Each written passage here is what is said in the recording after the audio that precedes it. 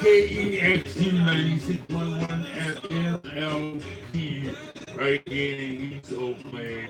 I'm the Black Cripple. And who's this? We are the poverty scholars. That houseless mama, that houseless daughter. We are the poverty scholars. All the people you don't want to see, never want to be. Look away from me. What you gonna do? Arrest me? We're in your city.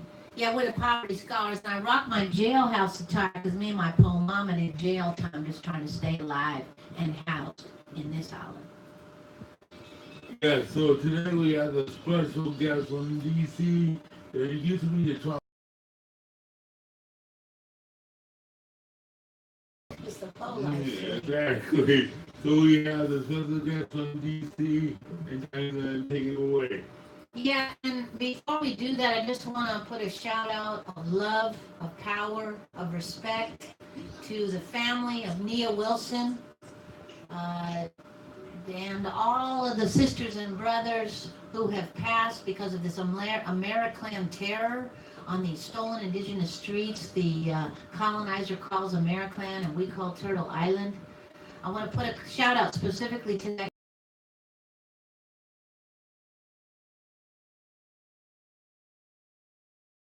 I also want to say, me and Leroy and a lot of the Poor Magazine family had the blessing of going to D.C. where we were jacked up by the Rangers with their Yogi Bear hat.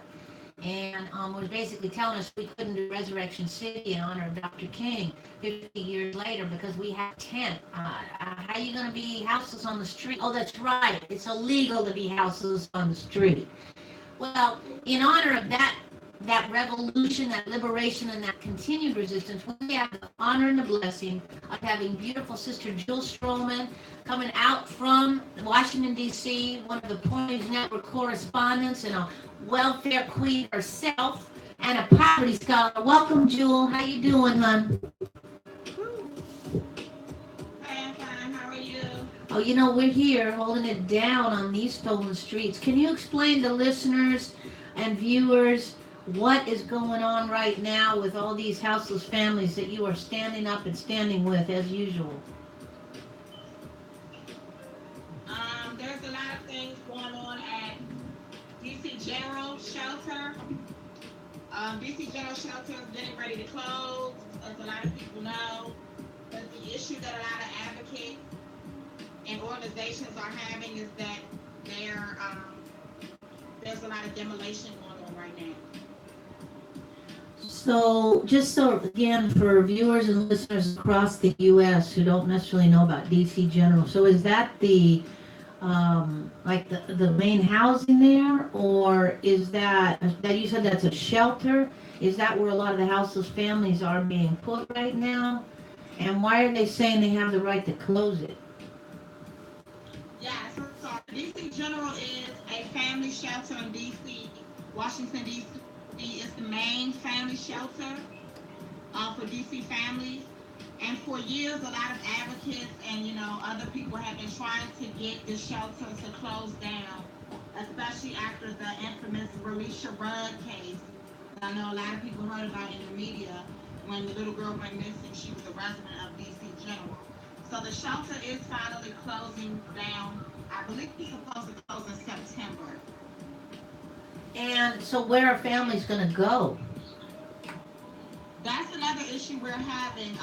Mayor Bowser and the other city officials, they just built a couple of new shelters. I want to say about 6 or 7 new shelters for families.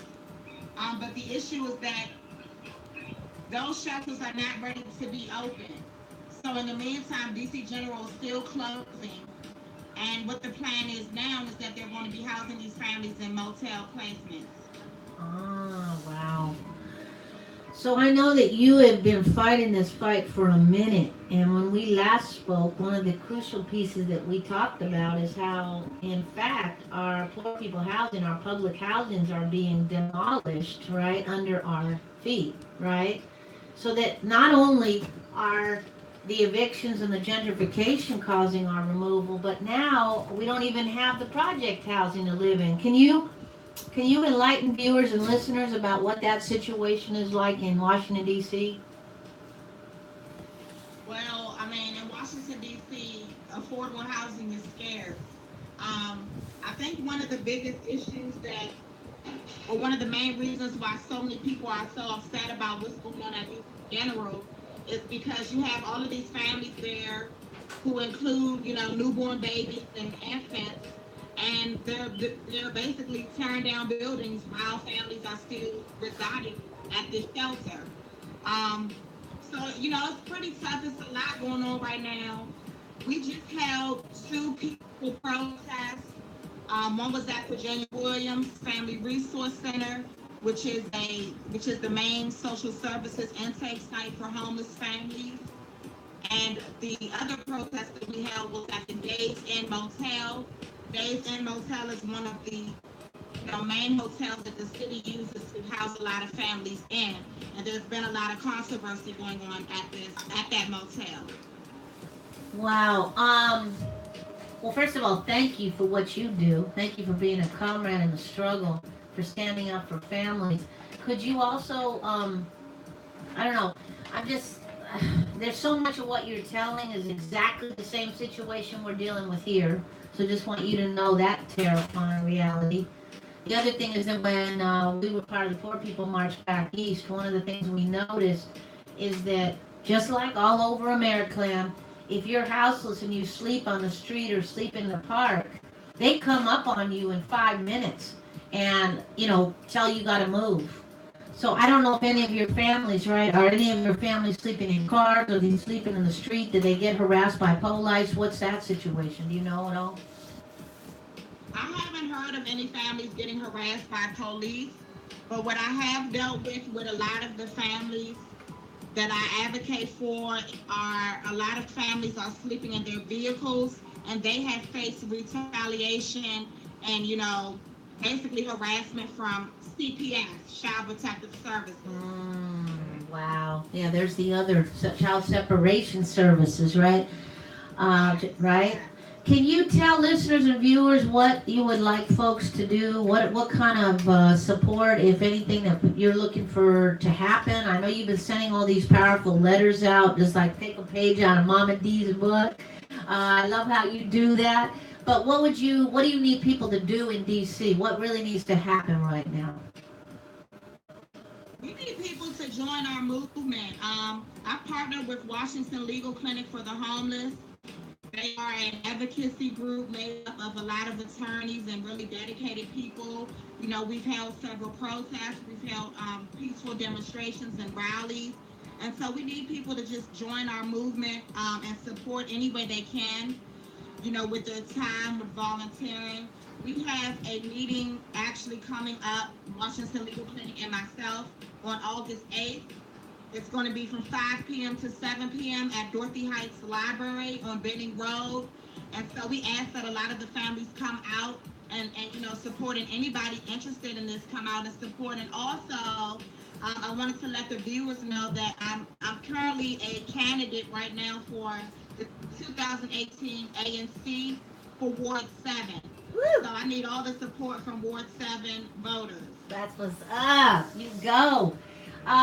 Let me say this too, because when we were in D.C., we actually got a lot of D.C. folks now who are tuning in to Poor News Network. First of all love to you, Jewel. You do beautiful work. If anybody should be walking in those places, it should be you. But I want to say this. Part of the thing too is that we're trying to build something different. We call it homefulness because we're all formerly or currently houseless folks. And I want to say out to viewers and listeners in the D.C. area, those of you with race and class privilege, you can join and kick down to the Bank of Community Reparations, which is something we poor people started, so that folks like the families that Jules are supporting could actually go out and rent or buy their own place and create their own homefulness. We do not keep having to rely on these government crumbs and these politricksters with their lies. So I just want to be real about that too. And we have a lot of folks who watch who are, have some resources. So if you want more information about that, you can email poormag@gmail.com. But we would love to support the families. And just to ask you, Jewel, if folks have the money to move into apartments there, what do they need for a first and last in DC? When you say what do they need for first Oh, and for like move in fees. What would they need? Approximately well, ballpark. they, uh, it depends, but on average, it's about, I don't know, between 2,500 to 3,000 Okay, first and last month's rent. I heard that. Same thing out here. It's That's even. on average. Okay, that's what's up. And then you can also do a homefulness back there and buy your own land and do something like that too. So yes, we love you, Jewel, and we'll talk to you soon. Thank you. Thank you so much. All right, see you soon. See y'all later. All right, dear. Okay, we're gonna go back to the other stuff that we got here. Okay. So that's KEXU 96.1 FM right here in East Oakland. I'm the Black Crippled, and Yeah, and I just wanted to say that was our gentrification report for tonight because as you can see, the sickness of gentrification hits all over this stolen land. But I do want to call out that just this week, Poor Magazine got calls from 4 different families facing illegal evictions right here in deep East Oakland because obviously we're the next frontier.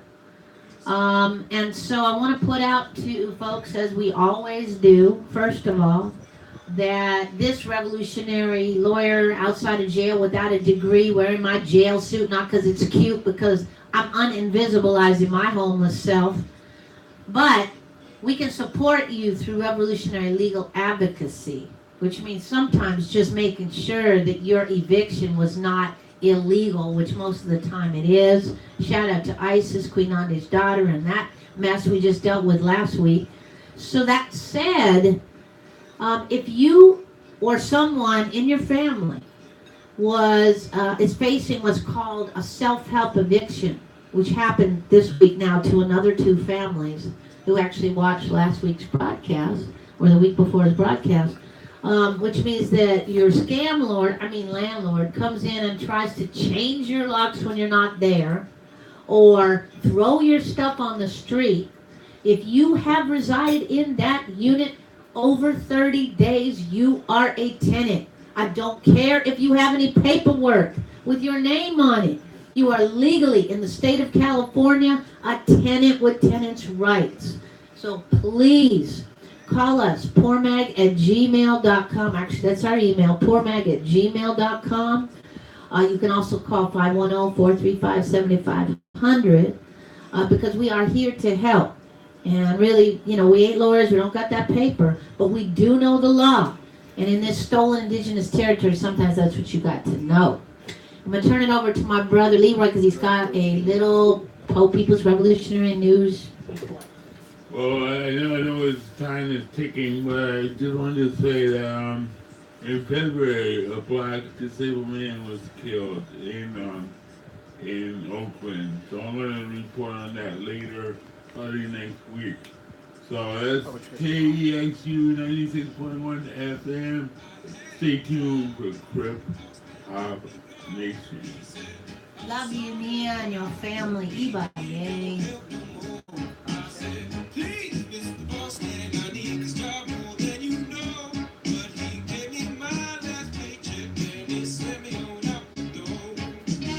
Well, I need $1